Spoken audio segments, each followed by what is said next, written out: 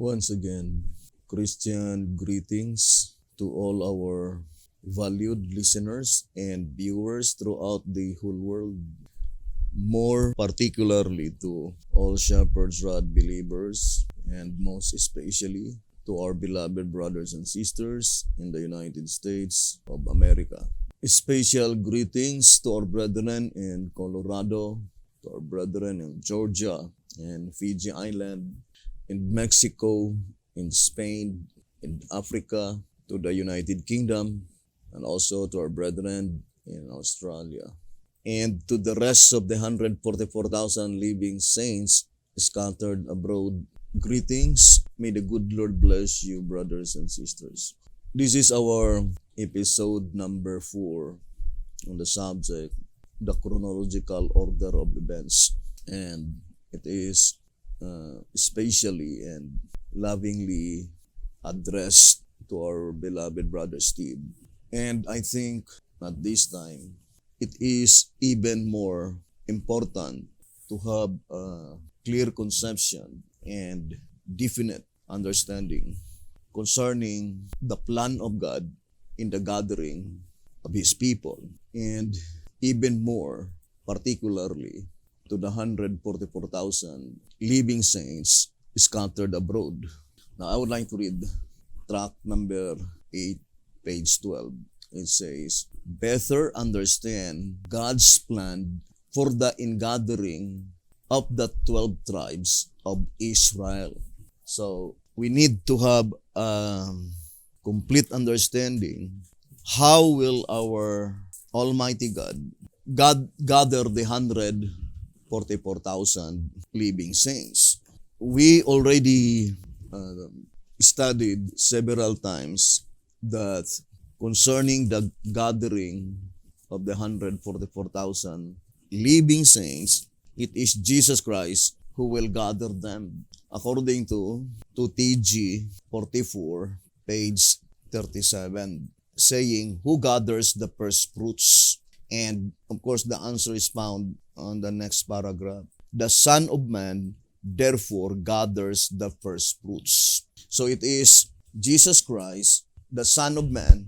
He will be the one to gather the 144,000 living saints, spiritual Israel. So the only thing that we need to study is in what way or how Jesus Christ will gather the 144,000 living saints. And secondly, when would be that predicted event be fulfilled?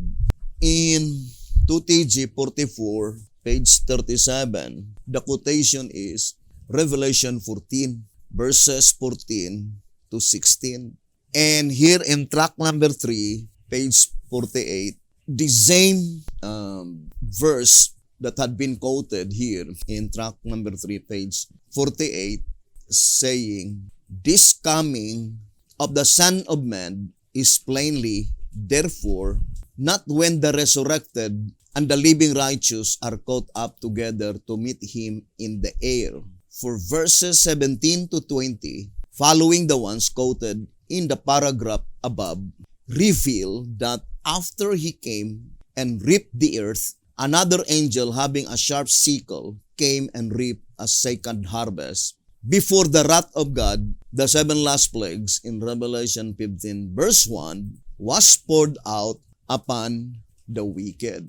So that is very plain, brothers and sisters. That coming is not the visible coming of Jesus Christ, but for sure, that is the invisible coming of Jesus Christ, represented by that stone in Daniel chapter 2, by which the shepherd's rod definitely declared that that is pointing to the second coming of Christ. In 1 SR 213, it says, these 10 kings personate the civilization in the fifth period, or the one which followed Rome to our own time, and on to the second coming of Christ, according to Daniel 2 verse 44. And in the days of these kings shall the God of heaven set up a kingdom which shall never be destroyed. So that is very plain here. Daniel 2 verse 44 is pointing to the second coming of Christ, but not the visible coming of Jesus Christ, according to track number 3, page 48, but it must be pointing to the invisible coming of Jesus Christ, the second invisible coming of Jesus Christ. That is Daniel 2 verse 44, by which that is also Revelation 14 verse 14 to verse 16, by which in that coming, represented by the second invisible coming of Jesus Christ, is to cut out the stones, as stated in Daniel 2 verse 34 and 35, that it is cut out without hands. And here in track number 3 on page 49, saying, at the former coming of the Son of Man, that is Revelation 14, pointing to Revelation 14 verse 14 and 16. At the former coming of the Son of Man, the stone which smote the great image was cut out without hands, without man's aid, and by the Lord himself. Because as the Lord says, there was none to help, and I wondered that there was none to uphold. Therefore mine own arm brought salvation unto me, and my fury it upheld me, and I will tread down the people in mine anger, and make them drunk in my fury, and I will bring down their strength to the earth. Isaiah 63 verse 5 and verse 6. So, in that reading, in track number 3, page 49, Revelation 14 verse 14 to 16, the shepherd's rod declared clearly that in that coming, that is the fulfillment that the stone is cut out without hands, meaning without human aid.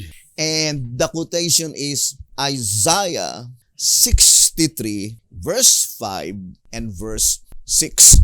It is very important, brethren, to study closely, more particularly to the whole chapter of Isaiah 63. Because those who will be among the 144,000 living saints, spiritual Israel, they are those who escape the ruin of Isaiah 59 and Isaiah chapter 63. So I would like to read 1 SR 153. The portion it says, with the 144,000, those who escape the ruin of Isaiah 59 and the ruin on Isaiah 63. 1 SR page 153. So, the only things that we need to do is to link all the statements recorded in the Shepherd's Rod publications. Now, the Shepherd's Rod plainly declared that the 144,000, they are those who had been able to escape the ruin of Isaiah 59 and the ruin on Isaiah 63. What is the ruin in Isaiah 59 and the ruin in Isaiah 63? Because unless we have a definite understanding concerning Isaiah 59 and 63, there is no possibility that we could be able to escape such ruin on Isaiah 59 and Isaiah 63. Now, I would like to read 1 SR 219 and 220. It says, to the prophet Isaiah, this great apostasy fostered by blind spiritual guides was revealed, which he describes in the following scriptures. And he saw that there was no man, and wondered that there was no intercessor. Therefore, his arm brought salvation unto him, and his righteousness, it sustained him. Isaiah 59 verse 16. And I looked, and there was none to help, and I wondered that there was none to uphold. Therefore, mine own arm brought salvation unto me, and my fury it upheld me. Isaiah 63 verse 5. Micah, looking forward to this wholesale deception, says, trust ye not in a friend, put ye not confidence in a guide. Micah 7 verse 5. Now, in that reading, in 1 SR 219 and 220, the ruin mentioned in Isaiah 59 verse 16 and the ruin mentioned in Isaiah 63 verse 5, linked to Micah 7 verse 5, is pointing to the great apostasy, and also called as the wholesale deception. So, to escape such ruin is to have a complete understanding what is such great apostasy. What is such wholesale deception? So, here we can easily discern that the people, the 144,000 living saints, is spiritual Israel, those who will be gathered by Jesus Christ, are those people who had been able to escape such great apostasy. To those people who had been able to escape such wholesale deception. So, that is very plain, my dear brothers and sisters. Now, I would like to connect track number 9, page 69. And then, we will go back to that great apostasy and wholesale deception. Now, let us read track number 9, page 69. Track number 9, page 69. It says, from this, the truth is again seen that the first and the second fruits of the living, the one gathered from within the church at the commencement of the great and dreadful day. Track number 9, page 69. Now, when would be the first fruits, the 144,000 living saints, that they will be gathered? According to that reading in track number 969, at the commencement of the great and dreadful day of the Lord. Now, who is he that will gather the 144,000 living saints? The absolute answer given by the shepherd's rod, it is the Son of Man, Jesus Christ, to TG 44:37. When at the coming of the Son of Man, recorded in Revelation 14, verse 14 to 16. And what coming is that? According to track number 3, page 49, that is the coming of Jesus Christ, by which the stone is cut out without hands. So what does it mean that they had been cut out without hands? Meaning, by the Lord Himself, according to that reading in track number 3, page 49. And we connect Isaiah 63 verse 5 because it was quoted on that reading in track number 3, page 49. And accordingly, Isaiah 63 verse 5, together with Isaiah 59 verse 16, along with Micah 7 verse 5, in 1 SR 219 and 220, it is called the Great Apostasy, and also called as wholesale deception. And those only who will be able to escape such great apostasy, such wholesale deception, they will be the only ones that will be gathered by Jesus Christ. Now, I would like to read White House Recruiter on page 65. White House Recruiter, page 65. It says, moreover, the contents of Hosea's timely vision decisively point out that this great worldwide work of ingathering cannot begin till Jezreel appears on the scene. White House Recruiter on page 65.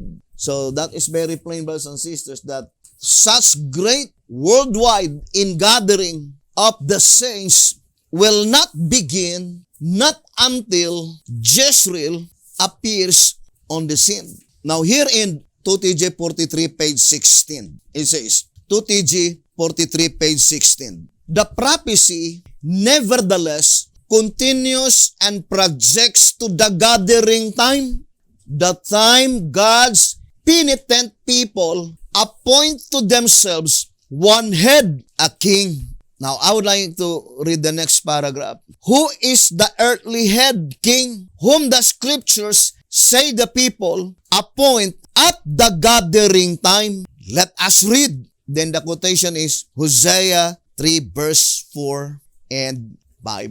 So, we will no longer read, brothers and sisters. Of course, all of us will agree that this one head in Hosea 1 verse 11 is the antitypical David, according to this reading in 2TG 43 page 16 and page 17. So, that one head in Hosea 1 verse 11, according to this reading in 2TG 43, 16 and 17, is the antitypical David in Hosea 3 verse 4 and verse 5. Now, we know that Bithihotep also has a counterpart of that prophecy, but I think no faithful Davidian will say that that predicted event was completely fulfilled in the days of Bithihotep. Now, here in 2TG number 6, page 18, at 2TG number 6, page 18, it says, now what is it all about? It is not too difficult to see. The one to whom God speaks, Jezreel, represents a prophet. His brother and sister, Amai and Ruhama, can only represent the church membership, both male and female. In actuality, Jezreel must deliver God's message to them. So that statement, in actuality, Jezreel must deliver God's message to Amai and Ruhama at this present time can no longer be applied to Bithihotep. And 100%, the perfect fulfillment of the prophecy concerning Amai and Ruhama is pointing to the 144,000 living saints, spiritual Israel. Now here in 2TG 21, page 9, it says, the command, say ye unto your brethren, Amai, and to your sisters, Ruhama, in itself explains that God is speaking to Jezreel, Amai and Ruhama's brother, and that Jezreel in turn is to speak to Amai and to Ruhama. 2TG 21 verse 2TG 21 page 9 brothers and sisters, 2TG 21 page 9. So that statement could no longer be applied to Bithihotep because the dead cannot speak. And the statement 2TG 21 page 9, it says that Jezreel in turn, he must speak to Ruhama and Amai. So to repeat again, we need to study closely God's plan in the ingathering of the 144,000 spiritual Israel. And according to this prophecy, one of the plan of God in the ingathering of the 144,000 spiritual Israel is that God would raise up antitypical Jezreel or antitypical David. But we need to focus more on Hosea 1 verse 11 and Hosea 3 verse 4 and 5. To repeat again, God's plan before He will gather the 144,000 spiritual Israel, God anointed or God raised up Jezreel first. And we already read in 2 TJ 43:15 that is pointing to antitypical David. And we know that antitypical David is also the man in Luke 19 verse 12, 13, and 14. According to tract number 8. So let us read tract number 8. So it says here, tract number 8 on page, I think 71. It says, as they sent a message after him, saying, we will not have this man to reign over us. The only conclusion admissible is that shortly before his return, Christ shall inform his citizens that he is taking the reins in his own hands to set up his kingdom, and that they, upon hearing the announcement, shall refuse to submit themselves to the one through whom he is to rule. Observe that in the message which they sent after him, his servants did not say, we will not have you to reign over us, but rather, we will not have this man to reign over us. What they objected to was Christ reigning over them through someone else. Clearly then, before he is coronated and prior to his return to reckon with his servants, he appoints a man to reign over them in his stead. Whereupon they say to him by their attitude and stand toward his message, we will not have this man to reign over us. Although this man, as we now see, is the antitypical David. The simple means the visible king. Tract number 8, page 71. So, it is even more important to study how to recognize, how to determine that man appointed by Jesus Christ, he is the antitypical David. Because without any doubts, there are plenty of counterfeits. So, how could we be able to recognize that such man is the antitypical David? There must be a divine earmark because God does not want His people to remain in darkness or in ignorance, brothers and sisters. So, how could we be able to recognize that Jesus Christ is taking the reign in His own hands? I would like to read the old symbolic code. For symbolic code 10 to 12, page 5.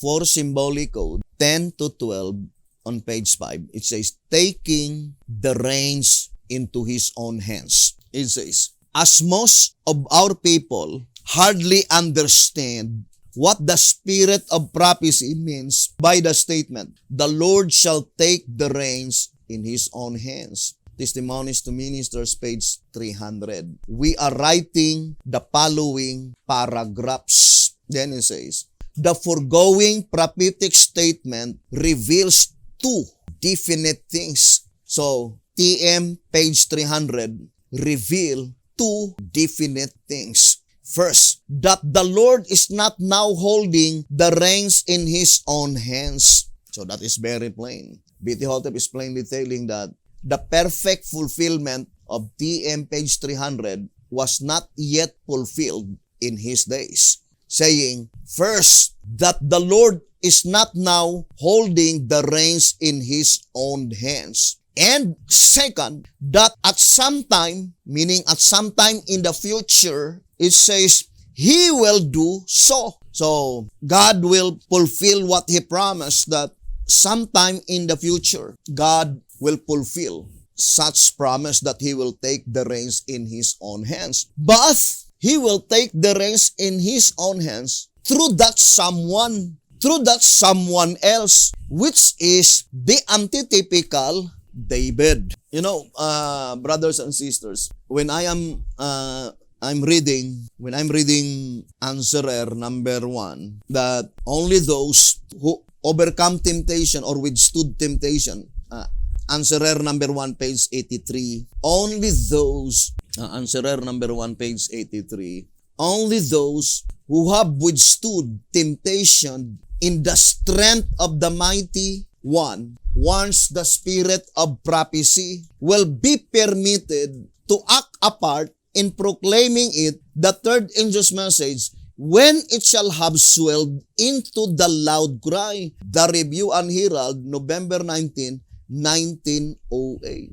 The statement will be permitted to proclaim the message in the loud cry, and the only one who can proclaim the message in the loud cry is the 144,000. Therefore, brothers and sisters, the only one that will be a part of that 144,000 living saints are those who have been able to overcome temptation. And here, one of the temptation, as let me see if we could find that statement, recorded on the old symbolic code, that those who will not be tempted to say, we will not have this man to reign over us. That is concerning, let me see, to find that one. In Luke 19, so here, old symbolic code on page, one symbolic code, number 16, page 5.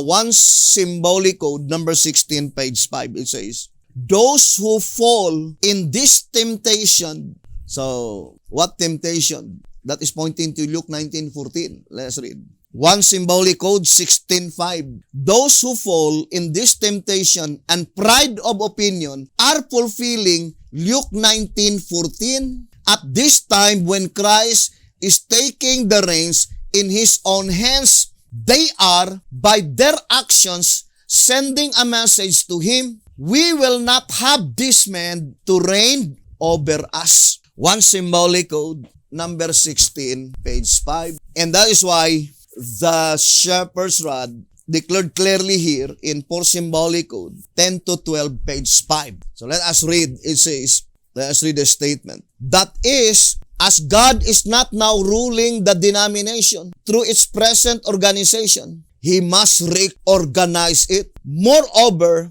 it is stated that God will do this by means so simple. So it says that God will do this by means so simple that even the workers will be surprised. That is, He is not going to start reorganizing the denomination by something great, something complicated, or something which the world calls wonderful, but rather by humble means, quietly, slowly, steadily, and as naturally as represented by the mustard seed. Matthew 13, verse 31 and verse 32, and also as the unnoticeable lump of leaven working in dough, verse 33, whereas the workers will still want to control the work, but they will lose out as grass is choked by the wheat. As God's taking the reins in His own hands has been demonstrated in time past, none need remain ignorant of the method He will now employ to perfect His work of righteousness, nor of the system He will use to rule over His own. Now let us continue reading. It says, in the days when Pharaoh reigned over God's people, the Lord did not send a great army led by a general trained in the school of the world to set them free and to give him a chance to rule over them. But He sent Moses, the simple means, with his shepherd's rod to Pharaoh. This appeared so simple, so small, that he paid but little attention to that which was then taking place. Nevertheless, as he saw the leaven working in his kingdom, at times he became convinced that he should let Israel go. But as he viewed Moses' work, simple as it was, his heart hardened and he said, it cannot be of God. I will not let Israel go. This was repeated time and again. Then finally, the blow came by the death of the firstborn, and there was a great cry throughout the land of Egypt as Israel went out. But as Pharaoh was not yet convinced that God had taken the reins in his own hands, he and his army went to bring them back. Therefore, God employed the Red Sea as a means to protect his people and as a means to destroy Pharaoh and his army. The Lord will work in no less miraculous a manner now to free his people from being ruled by a worldly organization. He will command the work himself in the same manner as he did in Moses and David's day. For symbolic code, 10 to 12, pages 5 and 6. Now, first of all, ponder deeply, brothers and sisters, the example given by God when God take the reins in his own hands in the days of Moses and in the days of David. When God take the reins in his own hands in the days of Moses, did Moses at that time have a headquarter? Did God establish great headquarter at that time in order to save God's people? How about in the days of David? Now, brothers and sisters, let us now study closely the shepherd's rod and ponder deeply. The voice of inspiration says that all the workers will be surprised because God will work out of common order of things. In Testimonies to Ministers, page 300, by which God will work in a very simple manner. And the illustration given is like a mustard seed. Now, I would like to read to you 2TG. 2TG number 11. It says page 6. 2TG number 11, page 6. Mustard seed, being the smallest of all seeds, this parable shows that that which is to start the kingdom will be very insignificant, contrary to all human expectation. That is the statement. It does say, contrary to many human expectation. No, to all. To all human expectation. Like Pharaoh, brothers and sisters, when they notice that, they have no headquarters. It cannot be of God. Because the expectation of all the obedient brothers and sisters, the same with all others, that there must be a great organization, there must be an established headquarters.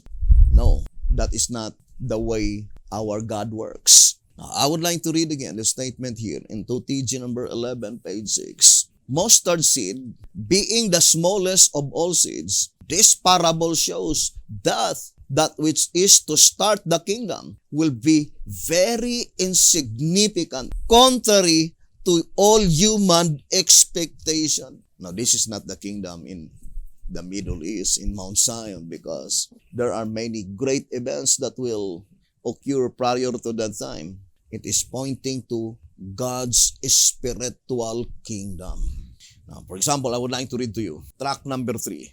Then we will go back to that reading. Track number 3 on page 54. It says here, the seed sower. Who is the seed sower? The Son of Man. The seed. What is the seed? The present truth. The field. What is the field? Christ Object Lesson, page 70. The church. But what seed here? It must be the mustard seed.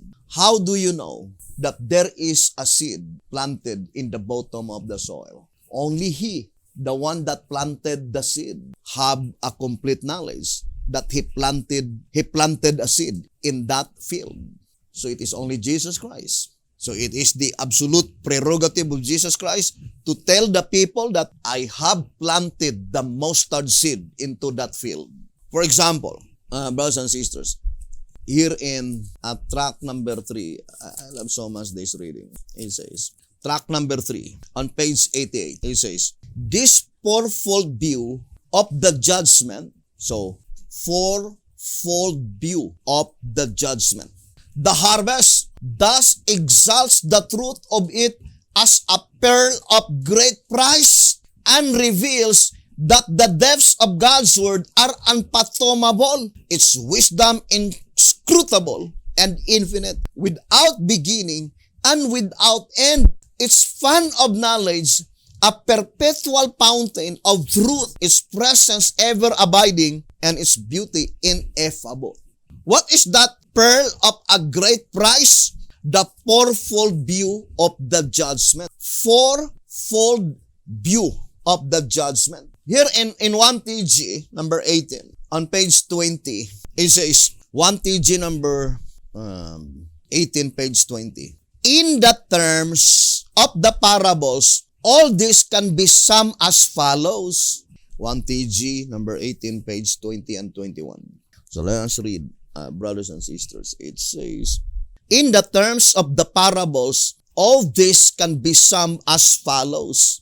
Those who successfully aim to be spared as wheat, to be spared as good fish, and to put on the wedding garment are those who have found the field of great treasure and the pearl of great price, and have done all to purchase them to become his own, or to be a part of that field. So the shepherds declared clearly in 1TG number 18, page 20. If you want to be spared of such oncoming destruction, then you need to find out that field by which the pearl of a great price is in that field.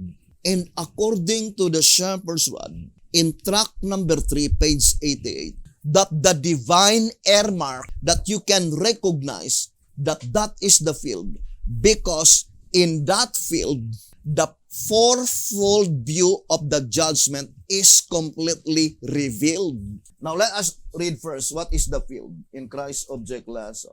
Christ's object lesson, page 70. The field, Christ said, is the world, but we must understand this as signifying the church of Christ in the world. So what is the field? The church of Christ, that is the field. Now we have now two illustrations of that field.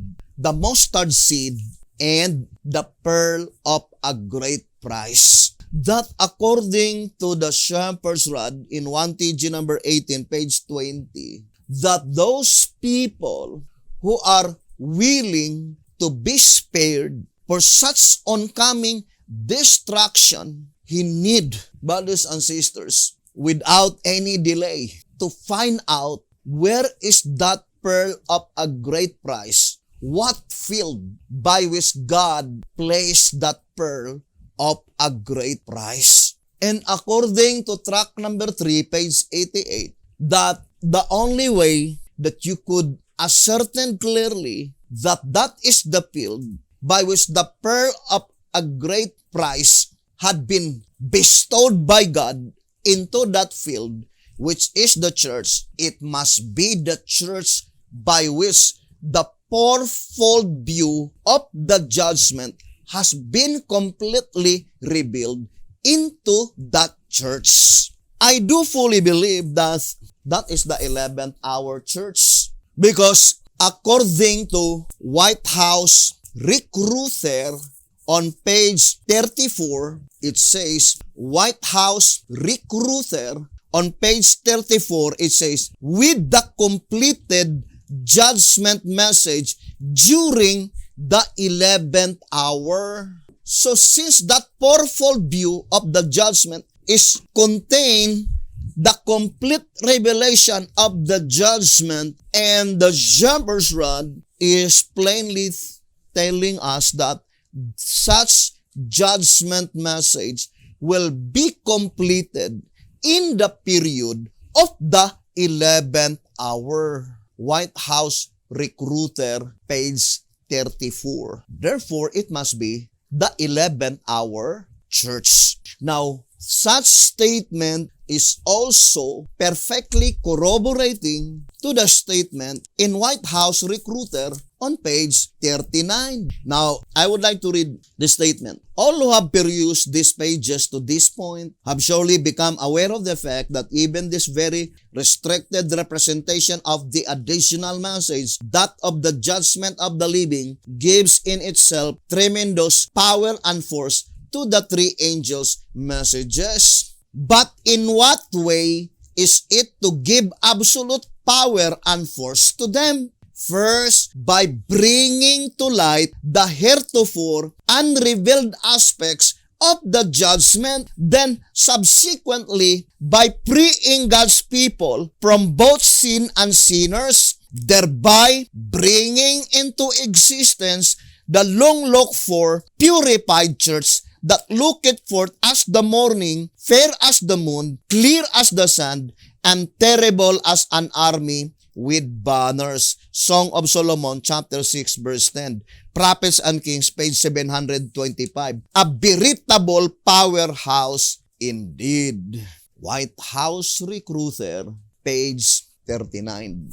So, what is the statement? Not until all the aspects that pertains to the judgment will be completely revealed, then that is the time that the third angel's message will swell into the loud cry. And who will proclaim the loud cry? The 144,000 living saints. Who are they that will not be permitted to proclaim the message into the loud cry? They are those who refuse to submit themselves to the one whom God appoint to reign in his stead. So in that evidences, we can easily discern that one of the factor that you can ascertain clearly that he is the man appointed by God to reign in his stead, because unto him will be bestowed by God all the aspects that pertains to the judgment. All the aspects, not only a part, but all the aspects that pertains to the judgment. Now, concerning the aspects of the judgment, the very first aspect is the bookwork in the heavenly sanctuary. Now, I would like to read answerer number 5, page 30. So, it says here, this is the first aspect of the judgment. If you have leisure time, you can read the entire page, but I would like to read only the last portion to minimize time. Answerer number 5, page 30, it says, this is the first aspect of the judgment, and being only a bookwork, Daniel 7 verse 10, a work that does not disturb either the dead in the graves or the living in the church, it takes place in heaven. So the first aspect of the judgment is the judicial proceedings in the heavenly sanctuary. And the entire proceedings in the heavenly sanctuary is purely bookwork transaction. Remember the statement in White House Recruiter, page 39, it says, all the unrevealed aspect. So, all the aspects that pertains to the judgment must be completely revealed before it will swell into a loud cry, according to that reading in White House Recruiter, page 39. So, the only way that you can easily discern and recognize that he is the man appointed by Jesus Christ to reign in his stead is through the message that had been bestowed by God unto him. It is pertaining to the fourfold view of the judgment. The fourfold view of the judgment. So we need to enumerate one by one the first view, second view, the third view, and the fourth view of the judgment. Because this fourfold view is the pearl of a great price. And only those that have been able to find out the field, which is the church, which is the 11th hour church, by which God deposited into that 11th hour church the fourfold view of the judgment. All the aspects of the judgment are completely revealed and unfolded into that church. That is the field, and only those who take that field will be spared. According to 1 TG number 18 on page 20.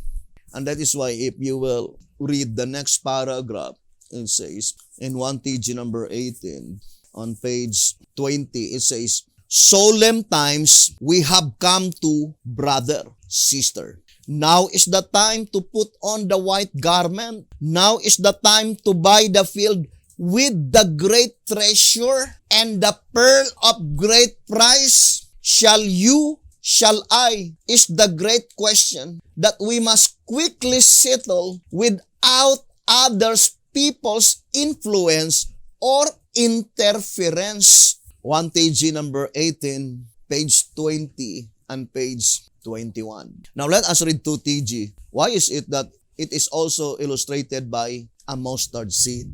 Let's read 2TG number 11, page 6. It says, 2TG number 11 on page 6. Mustard seed, being the smallest of all seeds, this parable shows that that which is to start the kingdom will be very insignificant, contrary to all human expectation. Why is it that when they heard the message and after they knew that the message cometh from a group of people by which they have no headquarters, they were ordinary people, they immediately rejected because all human expectation, they expected that the message or the gospel proclamation will be finished by such headquarters. Although the shepherd's rod does not teach, brothers and sisters, they misapplied and misconstrued the shepherd's rod publications.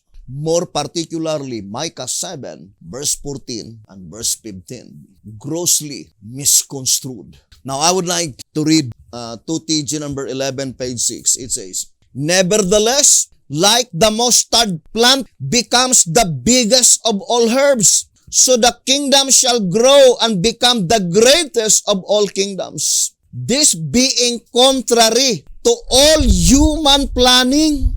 That is very plain. Contrary to all human planning. Human planning, that is pointing to any program, the gospel proclamation by which it cannot be supported by the word it is written.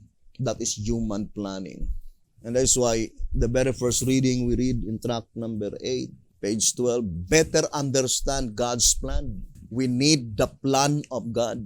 And God's plan is already recorded in the Bible, interpreted by the shepherd's rod. That is the plan of God. Now let's read 2TG number 11, page 6. This being contrary to all human planning, it is but natural that those who are like Nicodemus and continue to be ashamed to be identified with something that is unpopular, hated, and insignificant will as a result be left out of the kingdom. Although we know that Nicodemus did not continue to be ashamed, to be identified with something that is unpopular, hated, and insignificant will as a result be left out of the kingdom. It is very insignificant because they will say, when they listen to the message, you know what? Instead of studying, if the message is supported by the word it is written, the very first question is that, where is your headquarters? And that is why it reminds me that statement in tract number 14 under the subject of the war news forecast in the book of Nahum. Let's read. And we can paraphrase this statement. Tract number 14 on page 30.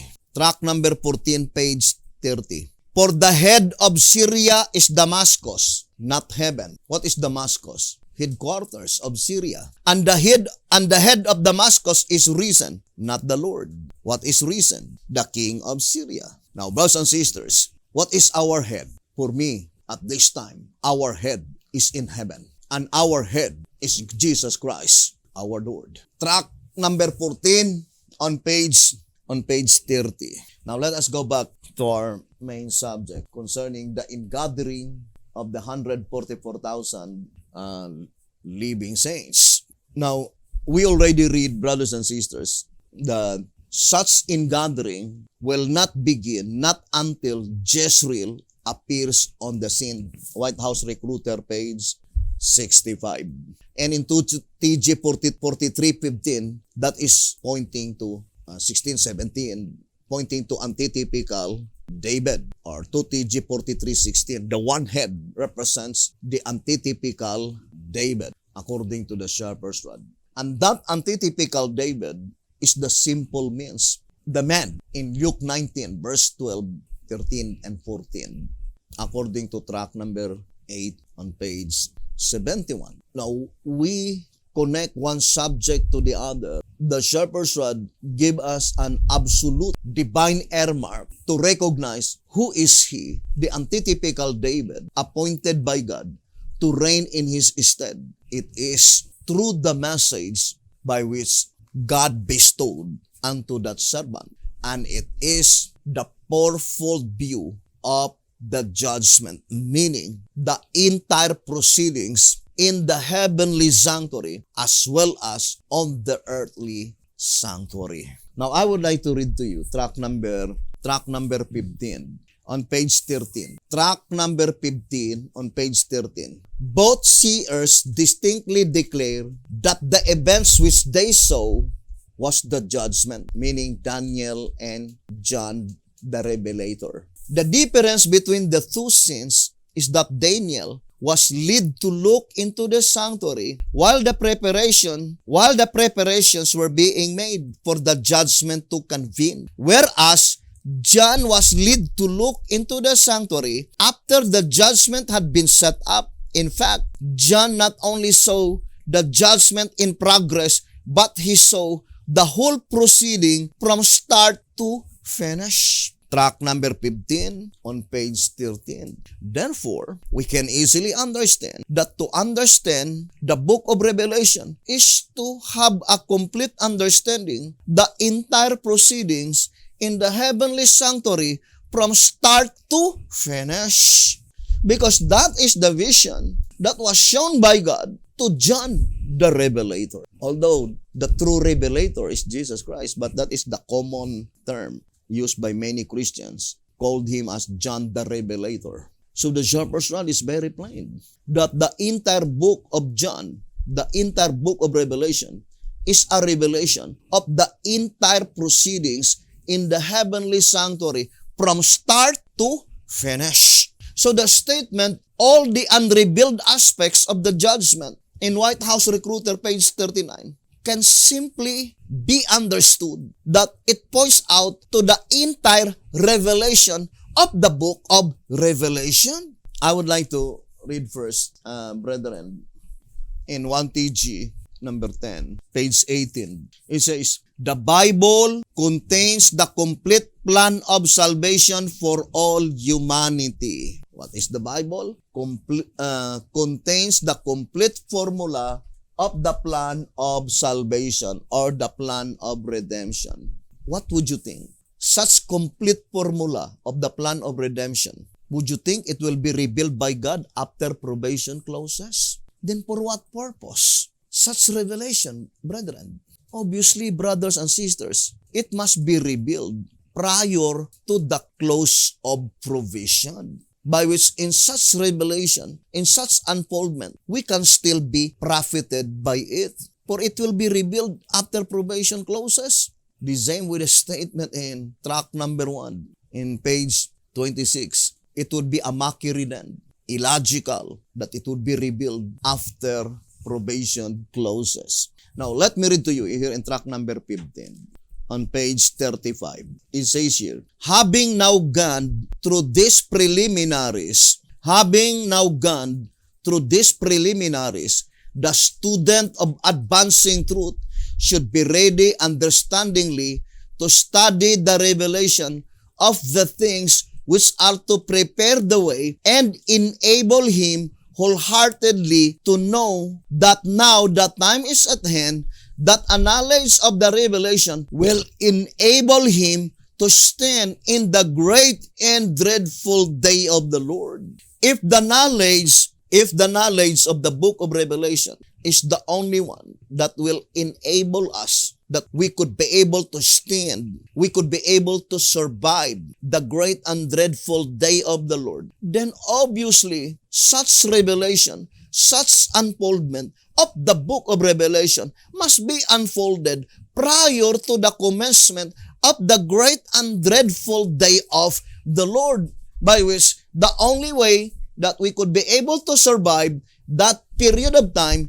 great and dreadful day of the Lord, is our knowledge in the book of Revelation. Then it must be unfolded. It must be revealed prior to the commencement of the great and dreadful day of the Lord.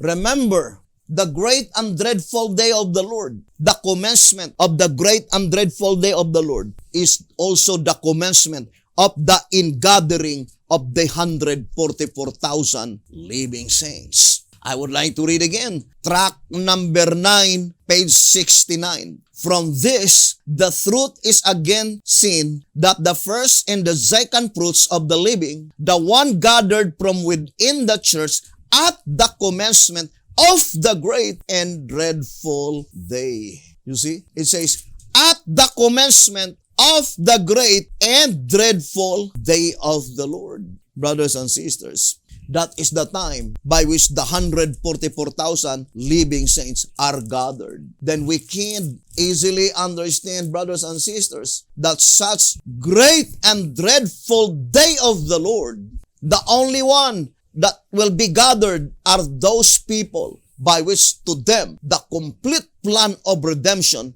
had been unfolded. And that is the knowledge of the book of Revelation. Now, I would like to connect to you the book of Joel. Let's read the old symbolic code. Joel 2 verse 15, 16, and 17. And it is entitled, To the 12 tribes which are scattered abroad, greetings. So, 2 symbolic code 9, page 2. 2 symbolic code number 9 on page 2. It says, To the 12 tribes which are scattered abroad, greetings. Or I would like to elaborate it more. To the 144,000 living saints scattered abroad, greetings. And listen carefully, because this message is addressed to all the living saints, spiritual Israel. And then the quotation is Joel 2 verse 15 to 17. Let us read. Blow the trumpet in Zion. Sanctify a fast. Call a solemn assembly. Gather the people. Sanctify the congregation. Assemble the elders. Gather the children and those that suck the breast. Let the bridegroom go forth of his chamber and the bride out of her closet. Let the priests, the ministers of the Lord, weep between the porch and the altar. And let them say, Spare thy people, O Lord, and give not thine heritage to reproach, that the heathen should rule over them. Wherefore should they say among the people, Where is their God? Can you still remember historically, when was that time by which they say, Where is their God? That is the time when King Sennacherib attacked the kingdom of Judah in the days of King Hezekiah. So it is closely connected to the Assyrian Confederacy. Let me read to you. It is found in the book of Kings as well as in the book of Isaiah also. And Isaiah chapter 36, also in Isaiah chapter 37, and also in the book of Kings. Now, let us go back to our subject, Joel 2 verse 15 to 17. Now, brothers and sisters, let me read to you General Conference Special. I would like to read first. General Conference Special, page 19. It says, Joel 2 chapters give us a most compact and vivid view of the great and dreadful day of the Lord. You see, brothers and sisters, Joel's 2 chapters, meaning chapter 1 and chapter 2, and more particularly to chapter 2, it says, give a vivid view, clear view, very clear, very apparent, concerning the great and dreadful day of the Lord. From this alone, we can clearly see what it is like. And as Elijah comes just before that day begins, he must necessarily be the one who is to interpret these prophecies of the day and who consequently announces that the day is at hand. Now, concerning Joel chapter 2, the shepherd says that no one can proclaim that day, the great and dreadful day of the Lord, except antitypical Elijah. And for sure, that is pointing to antitypical Elijah the Tishbite. The only thing that had been proclaimed by B.T. Hotep is, what is the great and dreadful day of the Lord? But he never proclaimed when would be the great and dreadful day of the Lord. And that is the reason why on General Conference Special on page 10 and page 11, General Conference Special, pages 10 and page 11, it says, to know when and what the great and dreadful day itself is all important. General Conference Special, pages 10 and 11. To know when and what the great and dreadful day of the Lord itself is all important. Without this knowledge, who could possibly discern Elijah when he should come? So there are two Elijahs mentioned here. Antitypical Elijah John the Baptist, he proclaimed what is the great and dreadful day of the Lord. And B.T. Hotep says that is the day of slaughter. But to proclaim when would be the great and dreadful day of the Lord, B.T. Hotep never proclaimed when would be the great and dreadful day of the Lord, because that work was not committed by God to antitypical Elijah John the Baptist. That work is committed by God to antitypical Elijah the Tishbite. And that is one of the divine earmark that you can determine that he is the antitypical Elijah the Tishbite, because unto him was bestowed the knowledge when would be the great and dreadful day of the Lord. Of course, that demonstrative or that interrogative pronoun, when, brothers and sisters, indicates time. As a matter of fact, B.T. Hotep made it so plain in track number 8 on page 61. It says, track number 8, page 61, it says, therefore, the work of Elijah particularly typifies the day of slaughter in the church. But historically, it is even more definitely applied to the day of slaughter of all the prophets and priests of Baal, pointing to the second showdown, the antitypical showdown, as stated in 2TG 41, page 7. Now, I would like to read 2TG 41 on page 7. Moreover, Amos, by the eye of inspiration, looked down through the centuries,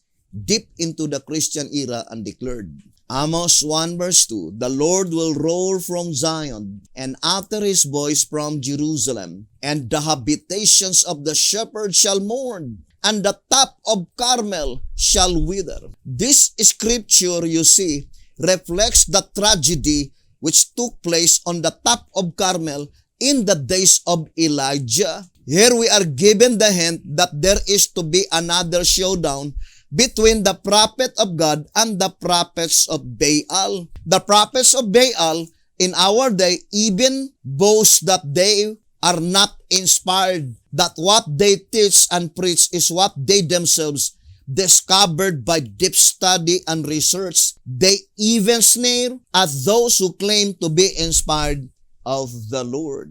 2TG 41, page 7. Of course, the statement there, the prophet of God, that is pointing to antitypical Elijah the Tishbite.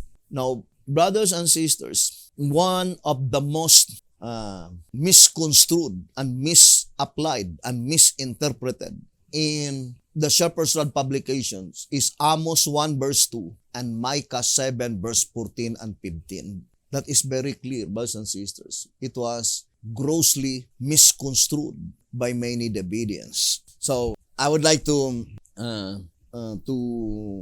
tell brothers and sisters that the only way that you could be able to ascertain clearly that such interpretation in Amos 1 verse 2 being typological truths and Micah 7 verse 14-15 being typological truths is to view the picture, to view the photograph, or in other words, to view the occurrence in the past. I remember this statement in 1888 message. I would like to quote that statement. It says, history is the only true commentary on the prophecies, and the only true exposition of the prophecies is to set down together the history and the prophecy. Because history, as it really is but the complement of prophecy as it is written. So, that is a wonderful statement, brothers and sisters. It says that history is the only true commentary on the prophecies. That is pointing to typological prophecy. If our commentary on that typological prophecy contradicts to the history, that is not the true commentary. That is erroneous. Even the shepherd's rod declared clearly, brethren, that here in 1 SR 226, the types themselves are not the true object. The type themselves are not the true object, no more than a photograph is, but it is a representation which pictures an unmistakable evidence the object in view. So the purpose of the type is to serve as the photograph to picture out the true object in view with unmistakable evidence. And I remember one of the significance on 1 SR concerning the divine command given by God to Ezekiel here in 128 1 SR. It says, 1 SR 128, it is engraved on a tile, it cannot be erased. It says, if it is engraved on a tile, it cannot be erased. The thought is that the prophecy will surely come to pass. And after it once becomes history, one cannot erase the things portrayed. It is there to stay through all ages. You could no longer erase the history. It is there throughout all the ages, and you cannot deceive, brothers and sisters, or you cannot twist the meaning of the history.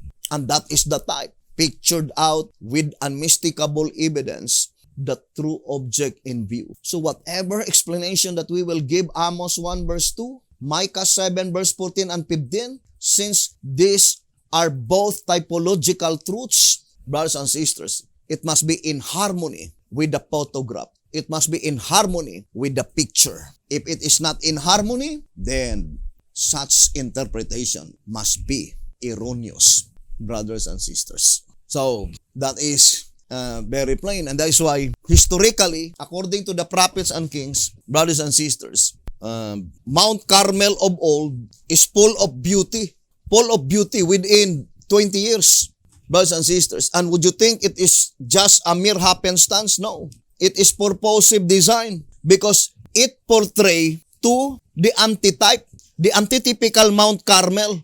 It is spiritually, it is full of beauty from 1935 to 1955. At the end of 20 years, Elijah abandoned Mount Carmel, and he was hidden by God for 3.5 years with different places. So the disappearance of Elijah, or the time when Elijah immediately disappeared in Mount Carmel, according to the history, gradually Mount Carmel, brothers and sisters, is dying.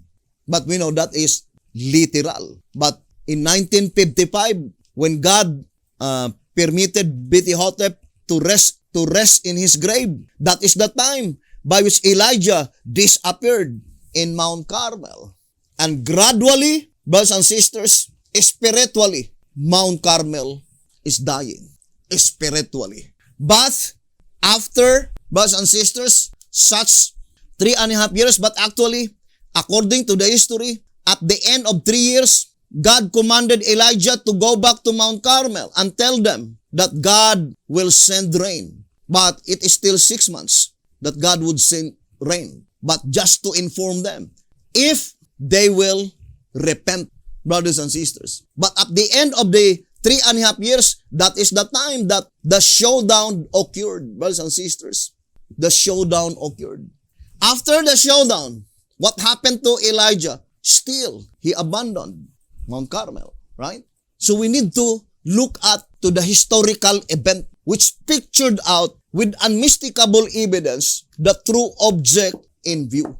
Now, I would like to go back to our subject because in reality that is not really our subject but only a part, because for me all the subject is closely connected. Now let us go back to Joel chapter 2 verse 15 to 17. Reading to symbolic code number 9 page 2. It says, Joel's prophecy above quoted must meet its fulfillment in the time when provisions hours are fast closing. That is pointing to the church. Because Zion cannot represent the world. Blow the trumpet in Zion. What is Zion? I would like to read White House Recruiter. White House Recruiter, page 53. It says, and it shall come to pass that he that is left in Zion at headquarters. What is Zion? Headquarters. Now here's another statement, all symbolic code concerning Zion. To symbolic code, number 9, page 8 and 9. To symbolic code, number 9, pages 8 and page 9. It says here, brothers and sisters, the explanation of the names Zion and Jerusalem must be obtained from the facts available about ancient Zion and Jerusalem, the types. So ancient Zion and Jerusalem, the types. Zion of Isaiah 52 verse 1 represents an animate object, for it would be foolish to say to a hill, awake, awake. Hence, Zion of this scripture is figurative of a people. On ancient Zion's exalted hill stood the palace of the king, and the rulers of the people dwelt at Jerusalem. The rest of the people also cast lots to bring one of them to dwell in Jerusalem,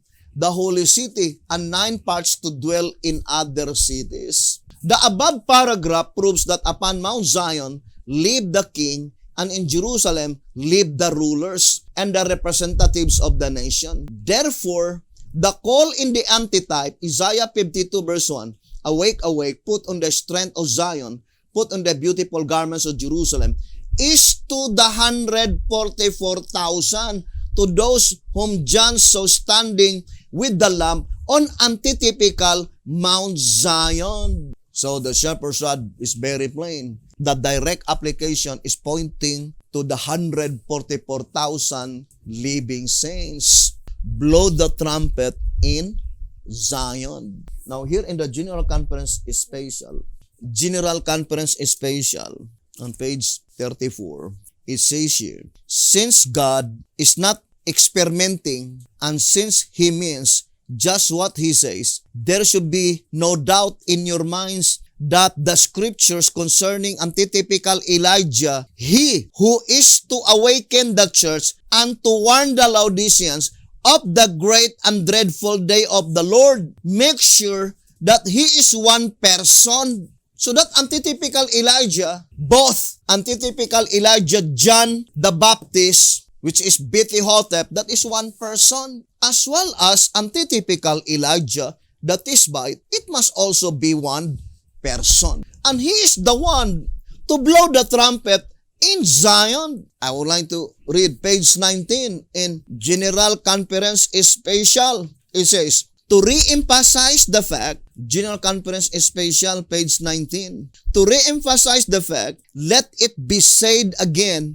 that being the last of the prophets, Elijah is therefore the only one who can open to our understanding all the prophecies of the scriptures pertaining to the great and dreadful day of the Lord. Prophecies which heretofore had been only mysteries to all. Thus he is, as the scriptures say, to blow the trumpet in Zion and to sound an alarm in God's holy mountain in the church. General Conference Special, page 19. He is the only one that had been commanded by God to blow the trumpet in Zion as well as in Jerusalem. But on the first hand, it must be blown. The trumpet is addressed to the inhabitants in Zion. What is Zion? Headquarters. White House Recruiter on page 53. I would like to read to you, brothers and sisters, here in 2SR. Here in 2SR, page 101. Beginning from page 100.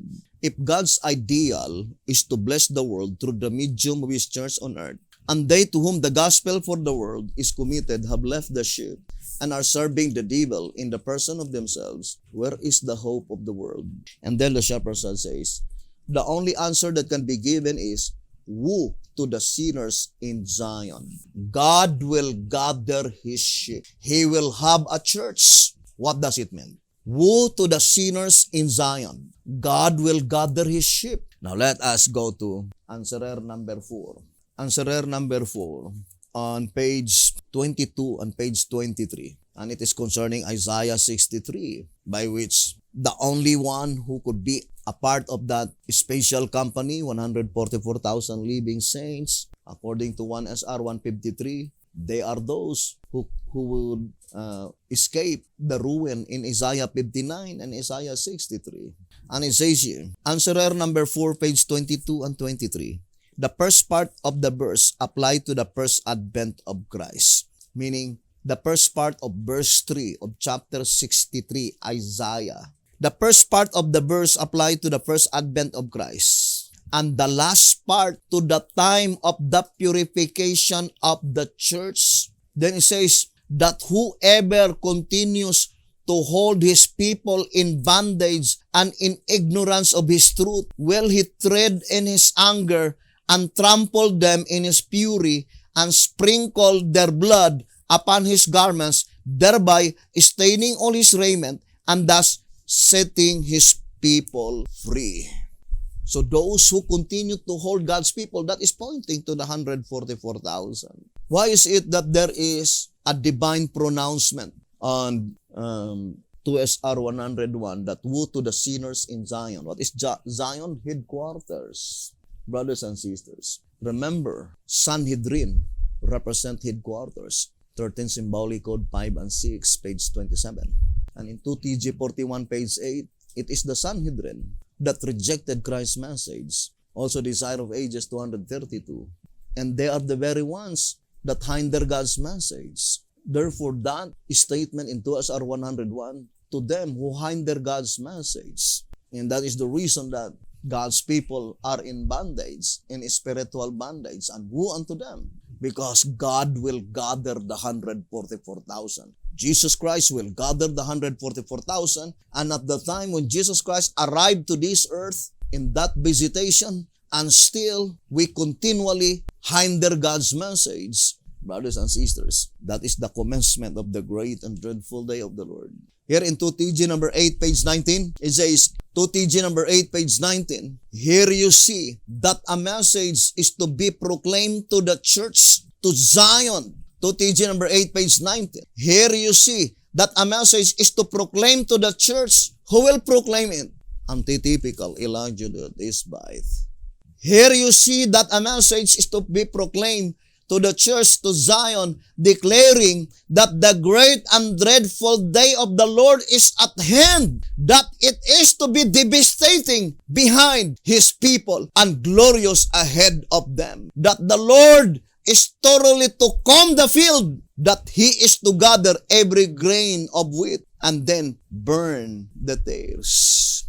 2TG 8, page 19. In internet, I received a message telling me that stop deceiving people, stop misleading the people. Well, for me, the warning is good, that even myself, I need to meditate and ponder deeply.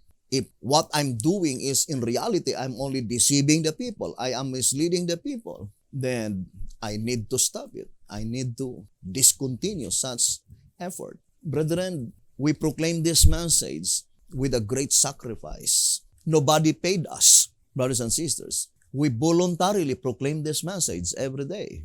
And we are not rich, we are poor people. Although God bless us, that we still survive, brothers and sisters. But for myself, if I'm only deceiving people, then why I need to continue this program, this effort? Even myself, brethren, I prayed several times to the Lord that if there is a possibility that even myself, I cannot recognize that I am deceiving people, that I am thinking that I'm doing the work of the Lord, while in reality I am deceiving people, I pray to my God that I am willing that God would take my life to lay me down to sleep than to continue this work, deceiving people, brothers and sisters. And to repeat again, those who warned that stop deceiving people, stop misleading people. But the thing, brothers and sisters, Sister White and Betty Hotep never follow such method. Sister White never says, stop deceiving people, stop misleading people. Even Betty Hotep. What they did, they present the truth. Even in Desire of Ages, I think 498, I love so much that statement. It says, I would like to read to you. It says here, Desire of Ages, on page 498, it says, the way to dispel darkness is to admit light. The best way to deal with error is to present truth. It is the revelation of God's love that make manifest the deformity and sin of the heart centered in self. So that is the best way to deal with error, is to present the truth. That is proclaiming the gospel in positive way. For example, if I could present to the people that the true Sabbath, the true rest day is the seventh day. So even though I will no longer say that Sunday is a false Sabbath, it is already a declaration that Sunday cannot be the true Sabbath. That is the best way to deal with error, is to present the truth. And that is why B.T. Hotep says in the old symbolic code that in warning the people, let me see if I could remember that statement. Warning the people not to listen, or let me see if I could remember that. In the old symbolic code, it says, is the greatest of all error, because the same procedure that had been followed by the opposers of the message of B.T. Hotep in his days, warning him, stop deceiving people, stop misleading people. And B.T. Hotep says that is one of the greatest error. Why not present the truth? Why not show them the true message? One symbolic code, 810 page 5. Yes, that is. Let me read. One symbolic code, number 18 on page 5. So let us read the statement given by the Shepherd's Rod. 1 TG number 18 page 5. A warning against error proves to be greatest of error. You see? One symbolic code, number 18 page 5. A warning against error proves to be the greatest of error, because that method never been followed by all God's servants. They just present the truth and let the truth set you free. So we will continue this subject, brothers and sisters, and hoping that the good Lord will bless us. So the time is no longer far distant that we will be able to measure the strength of Israel. Thank you very much. May the good Lord bless you and have a wonderful evening.